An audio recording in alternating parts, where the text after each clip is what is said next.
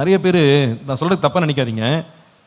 கல்யாணம் பண்ணணும் அப்படின்ன உடனே சில பேர் சொல்லுவாங்க முகத்துல கல்யாண களை வந்துருச்சுன்னுவாங்க. கேட்டிருக்கீங்களா அந்த மாதிரி பேச்செல்லாம்? அந்த மாதிரி சொல்லுவாங்க. பொண்ணு பார்த்தாச்சு மாப்பிள்ளை பார்த்தாச்சுன்னு உடனே முகத்தில் ஒரு தனி ஷைன் வந்துடும். முகத்தில் ஒரு தனி ஷைன் இருக்கும். கல்யாண வாடை அடிக்குதுன்னுவாங்க. கல்யாண தோற்றம் வந்துருச்சு பொண்ணுக்கு மாப்பிள்ளைக்குன்னுவாங்க. அதுக்கப்புறமா மற்ற டிரான்ஸ்ஃபர்மேஷன்லாம் வரும். எப்படி டிரான்ஸ்ஃபர்மேஷன்னா, கல்யாணம் பண்ண போகிற பையனும் சரி கல்யாணம் பண்ண போகிற பொண்ணும் சரி தன்னுடைய சரீரத்தை தோற்றத்தை அழகுபடுத்துறதுல ரிசர்ச்சில் இறங்கிடுவாங்க. ஆமாம், யார் நல்ல மேக்கப் ஆர்டிஸ்ட் இருக்காங்க, அதுக்குமா பேக்கேஜ் எல்லாம் பேச ஆரம்பிக்கிறாங்க. இப்போ எல்லாம் பேக்கேஜ் தான் ஃபுல்லாக. 10,000 15,000 50,000 இப்போ பேக்கேஜ் இருக்குன்றாங்க. எப்படி நம்ம தோற்றத்தில் அழகாக மாறுறது, எங்கே போய் டெக்கரேட் பண்ணுறது இல்லையா, அதெல்லாம் பண்ணுறாங்க. இன்னைக்கு மணவாட்டி தன்னை அலங்கரித்து கொள்ளுகிறாள்னே பைபிளில் இருக்கு.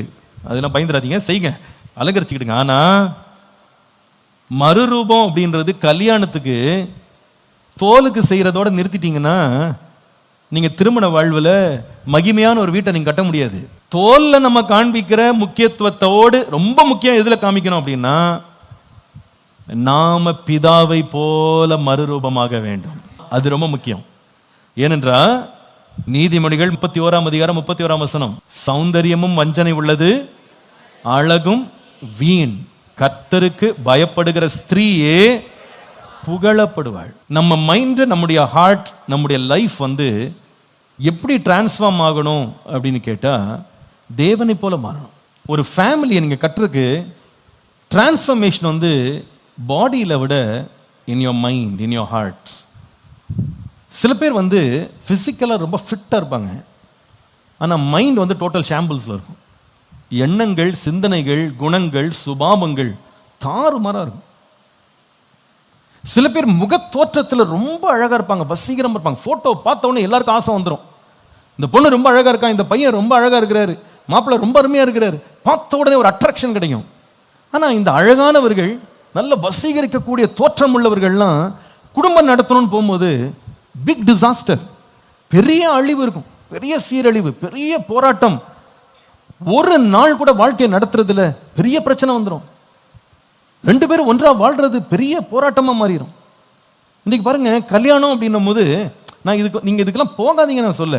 நம்ம உடனே எதுக்கு பிளான் பண்ணுறோம், எப்போ ட்ரெஸ் வாங்குறது, எப்படி நாம டெக்கரேஷன் பண்ணுறது, மண்டபத்தை எப்படி டெக்கரேஷன் பண்ணுறது, எப்படி நம்ம வீட்டை டெக்கரேஷன் பண்ணுறது. சில பேர் பாருங்க, கல்யாணம் வந்த உடனே வீடெல்லாம் பெயிண்ட் அடிக்க ஆரம்பிச்சிருவாங்க. தப்பு கிடையாது, வீடை பெயிண்ட் அடிக்க நல்லா சுத்தமாக வச்சுக்கிடுங்க.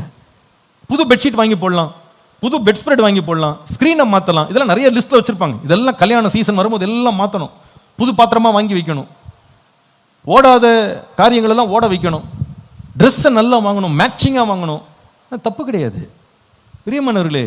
ட்ரெஸ்ஸு மேட்சிங்காக இருக்கிறதுனால ஃபேமிலி சக்ஸஸ்ஃபுல்லாக இருக்கும்னு கனவு காணாதீங்க. This is the least of what you can do for your marriage. உங்கள் குடும்ப வாழ்க்கைக்கு நீங்கள் செய்யக்கூடிய கடைசி காரியமாக இது இருக்கலாம். என்னது? உங்கள் அழகுபடுத்திக்கிறது, அழகான வஸ்திரங்களை உடுத்திக் கொள்வது, வீட்டை அலங்கரிக்கிறது, நம்முடைய மண்டபங்களை அலங்கரிக்கிறது, ஸ்டேஜ் டெக்கரேஷன், பேக்ரவுண்ட் எப்படி இருக்கும்னு பார்க்கறது. இதெல்லாம் லாஸ்ட். இதெல்லாம் என்னன்னா, ஒரு வீடெல்லாம் கட்டி முடிச்ச பிறகு ஃபைனலாக ஒரு பெயிண்ட் ஜாப் பண்ணுவாங்க பாருங்க, பெயிண்டிங் பண்ணுவாங்கல்ல, அந்த மாதிரி தான். இந்த பெயிண்ட் மேலே வீடு நிற்காது. ஒருத்தர் வீடு கட்டணும் அப்படின்ன உடனே யாருங்க முதல்ல போயிட்டு என்ன கலரில் பெயிண்ட் வாங்கலாம் சொல்லுங்க, வாங்கிட்டு வந்துடுறேன்னு யாராவது சொல்லுவாங்களா? சொல்லுவாங்க. That's the last thing. அது கடைசி காரியம். ஆனால் நிறைய பேர் இப்போ கல்யாணம்னு பேசின உடனே முதல்ல எதை வாங்குறாங்கன்னா, ஃபிட்டிங் தான் வாங்குறாங்க. முதல்ல பெயிண்ட் தான் ஆரம்பிக்கிறாங்க. They want to show that they are looking more beautiful. தங்கள் ரொம்ப அழகாக இருக்கிறாங்க, தங்கள் வீடு அழகாக இருக்கு, இதில் கவனம் செலுத்துறாங்க. பிரியமானவர்களே, ஒரு குடும்பம் வெற்றி உள்ளதாய் மாற வேண்டுமானால், ஆண்டவர் ஆதாமை சிருஷ்டிக்க ஆரம்பித்த போது, ஏவாளை சிருஷ்டிக்க ஆரம்பிக்கும் போது ஆரம்பம் எங்க ஆரம்பிச்சதுன்னா, தேவ சாயல்ல, தேவனுடைய ரூபத்தின்படி அவங்களை சிருஷ்டித்தார். பின்புதான் அவங்களை 2 பேரையும் ஒன்னா கொண்டு வந்தார். நம்முடைய உள்ளான மனுஷனை நம்ம ரெடி பண்ணாம திருமண வாழ்க்கை, நம்ம கட்டப்போகிற வீடு ஆட்டோமேட்டிக்கா சரியாயிடும் அப்படின்னு நீங்க எதிர்பார்த்தீங்கன்னா பெரிய தோல்வியை தான் நம்ம கண்டுபிடிப்போம். நான் உங்களுக்கு அன்பா சொல்றேன், if you really want to get your marriage, if you want to get ready for marriage, திருமணத்துக்காக நீங்க ரெடி ஆகணும்னு பிளான் பண்ணிட்டீங்கன்னா, நீங்க வாங்குற புடவை, ட்ரெஸ்ஸு, நீங்க வாங்குகிற பொருட்கள், இதெல்லாம் ஒரு பக்கம் ஓடிக்கிட்டு இருக்கட்டும். ஆனா நீங்க மிகுந்த அதிகமான நேரத்தையும் கவனத்தையும் பொழுதையும் எதுல செலவழிக்கணும்னா, in the matters of the heart. நம்முடைய இருதயத்திற்கு நாம செய்ய வேண்டிய மாற்றங்களை நாம ரெடி பண்ணணும். புத்தி சரியில்லாம வீட்டை கட்ட முடியாது. திரும்ப சொல்றேன், நம்முடைய மனம் புதிதாகாமல் வீட்டை ஜெயமாய் கட்ட முடியாது. நீங்க ஒரு கணவனா இருக்கலாம், மனைவியா இருக்கலாம், பையனா இருக்கலாம், பெண்ணா இருக்கலாம். நீங்க ரெண்டு பேருக்கு எதுக்கு ஃபர்ஸ்ட் ப்ரையாரிட்டி எது கொடுக்கணும் தெரியுமா? I want to become like Jesus. இயேசுவை போல நான் மாற வேண்டும். அவருடைய சுபாவங்கள் எனக்கு வேண்டும். என் குணம் அருமையான குணமா மாறணும். நீங்க அதுல ஃபோக்கஸ் பண்ணி பாருங்க, உங்க ஃபேமிலி ரொம்ப லாங் லாஸ்டிங்கா இருக்கும். உள்ள இருக்கிற குணம் எல்லாம் பொல்லாததா இருக்குமானால் நீங்க உலகத்துல கோடீஸ்வர ஒரு திருமணத்தை கூட நடத்தி காமிச்சா கூட அது முடிவு ஜெயமாக முடியாது. எதற்காக இயேசு வந்தார்னா, ஆதாமையும் ஏவாளையும் தன்னுடைய சாயலின்படி ரூபத்தின்படி உண்டாக்கின கர்த்தர் அந்த சாயலின் ரூபத்தையும் அந்த மகிமை இழந்து போன மனுஷனுக்கு மீண்டும் மகிமையை கொடுக்கறதுக்காக தான் அவர் வந்தார்.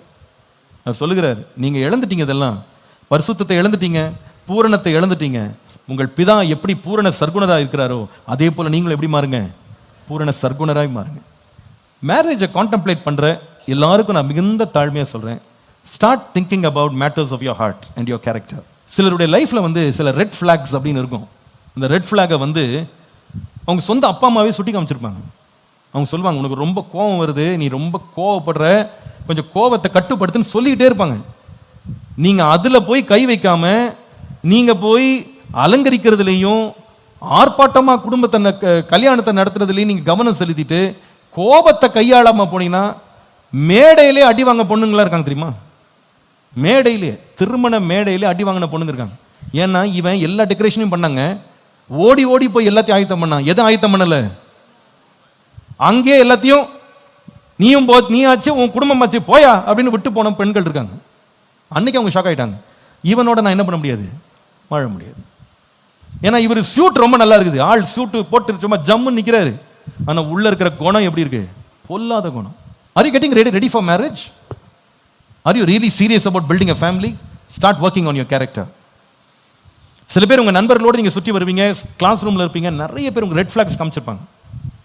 உனக்கு ரொம்ப ஷார்ட் டெம்பர் இருக்குன்னு சொல்லியிருப்பாங்க, உனக்கு பொறுமை இல்லைன்னு சொல்லியிருப்பாங்க, நீ உன் வேலையில் ஜாக்கிரதையா இல்லைன்னு சொல்லியிருப்பாங்க, நீ யாரையுமே சட்டை பண்ணுறதில்ல, நீ யாருக்குமே அன்பு காட்டுறதில்ல, நீ பகிர்ந்து கொடுக்குற சுபாவம் உனக்கு இல்லை, நீ விருந்தோம்பல் செய்கிறதில்ல, யூ ஆர் வெரி செல்ஃபிஷ், இதெல்லாம் சொல்லிட்டு இருக்காங்களா? ஐ டெல் யூ, உங்கள் வாழ்க்கையை பற்றி உங்களுக்கு தெரியும். எல்லாவற்றுக்கும் மேலே ஆவியானவர் பேசுவார். அவர் சொல்ற வார்த்தைகளுக்கு நீங்க டைம் எடுத்து நீங்கள் உங்கள் பழைய குணங்கள் சுபாவங்கள் எல்லாம் நீங்க களைஞ்சிட்டு நீங்க மறுரூபமாகல அப்படின்னா நீங்க ஒரு சிறந்த குடும்பத்தை கட்டி எழுப்ப மாட்டீங்க. Work on your inner life. Try becoming more like Jesus. இயேசுவை போல மாறுங்க. என்னன்னா பவுல் இதை குறித்து பேசும்போது சொல்றாரு, புருஷர்களே உங்கள் சொந்த மனைவிகள் அன்பா இருங்க. எப்படி அன்பா இருக்கணும் அப்படின்னு கேட்டா, கிறிஸ்துவும் சபையாகிய தன்னுடைய மனவாட்டியை சுத்திகரிக்கிறதுக்கு தம்மை தாமே அதற்கு ஒப்பு கொடுத்தார். அவரை பாருங்க, அவரை மாடல் பண்ணுங்க. அதான் நான் முதல் குறிப்பு நான் சொன்னேன், become a replica of the creator. If you don't become a replica of the creator, சிருஷ்டிகரை போல நீங்கள் மாறாவிட்டால் சிறந்த குடும்பத்தை கட்ட முடியாது.